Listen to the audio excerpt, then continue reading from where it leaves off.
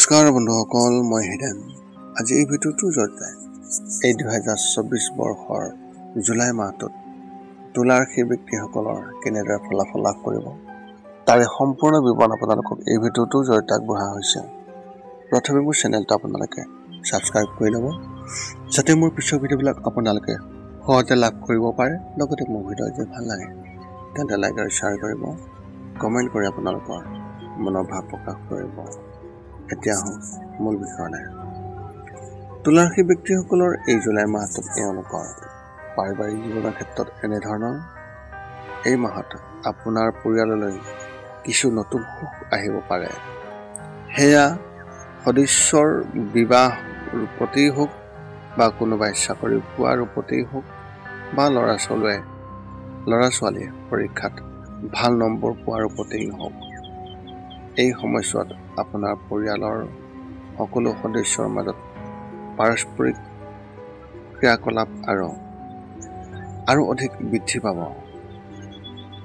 আপোনাৰ ঘৰত সকলো কথা আপোনাৰ ওচৰ চুবুৰীয়া মানুহৰ লগত শ্বেয়াৰ কৰাটো পৰিহাৰ কৰক, কাৰণ ইয়াত কিবা এটা অশুভ ঘটনা ঘটা সম্ভাৱনা অত্যন্ত প্ৰবল দেখা গৈছে। এই মাহত আপোনালোকৰ লগত অভিভাৱকসকলক অতি সুখী হোৱা দেখা গৈছে।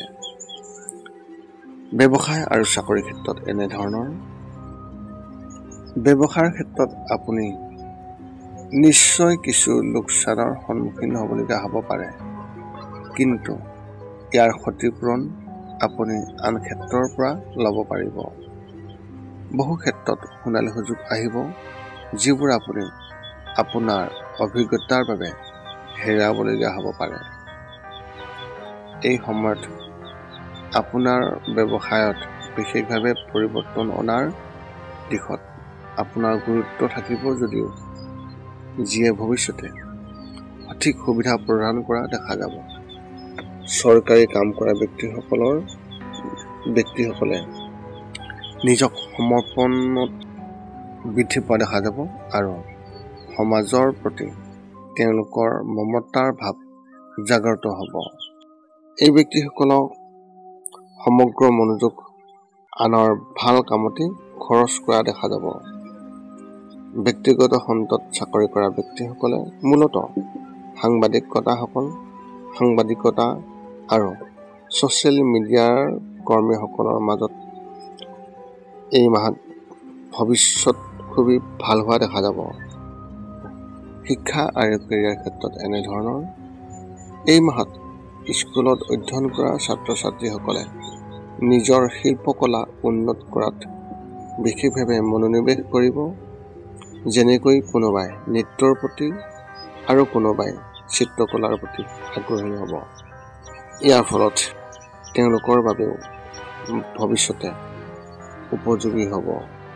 উচ্চ শিক্ষা গ্ৰহণ কৰা ছাত্ৰ ছাত্ৰীসকলে এই মাহত অনলাইনত কাম কৰাৰ সুযোগ লাভ কৰিব আৰু বহু ক্ষেত্ৰৰ পৰা সোণালী সুযোগ পোৱাৰ সম্ভাৱনা দেখা গৈছে।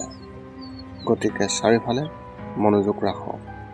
প্ৰতিযোগিতামূলক পৰীক্ষাৰ বাবে প্ৰস্তুতি চলোৱা ছাত্ৰ ছাত্ৰীসকলে এই মাহত অন্যান্য বিকল্পৰ কথা বিবেচনা কৰিব।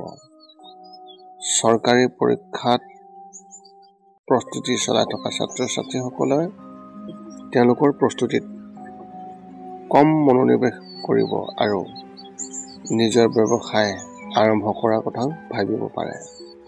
প্ৰেমৰ ক্ষেত্ৰত এনেধৰণৰ। প্ৰেমৰ ক্ষেত্ৰত এই মাহটোৱে অলপ অশান্ত কৰিব পাৰে।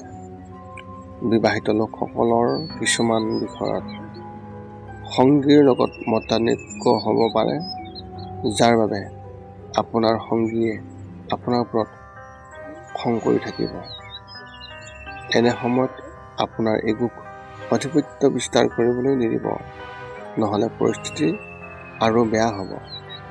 যিসকল লোকে সম্পৰ্কত আছে তেওঁলোকৰ সংগীৰ ওপৰত আস্থা অলপ কম হ'ব আৰু আপুনিও সংগীৰ দ্বাৰা বিশেষভাৱে প্ৰতাৰিত হ'ব পাৰে। গতিকে সাৱধান হোৱাটো অত্যন্ত প্ৰয়োজন।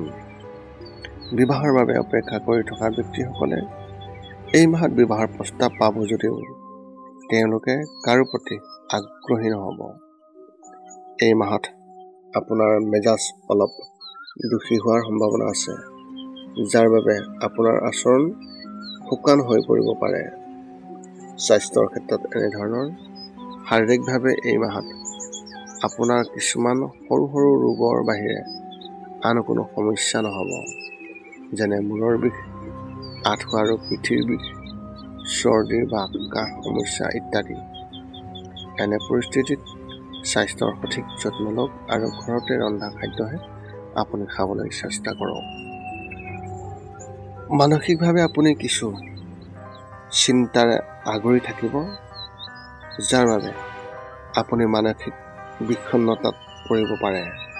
এনে পৰিস্থিতিত আৱেগক নিয়ন্ত্ৰণত ৰাখিবলৈ যোগাসন বা যোগাভ্যাস কৰাটো অতি ভাল হ'ব, যাৰ ফলত আপোনাৰ খুবেই সহায়ক হ'ব, যাৰ ফলত আপোনাৰ মনটো শান্ত হৈ থাকিব।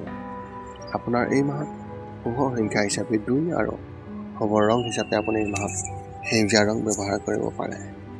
এই আছিল তুলা ৰাশিৰ ব্যক্তিসকলৰ এই জুলাই মাহটোত তেওঁলোকৰ সম্পূৰ্ণ ফলাফল।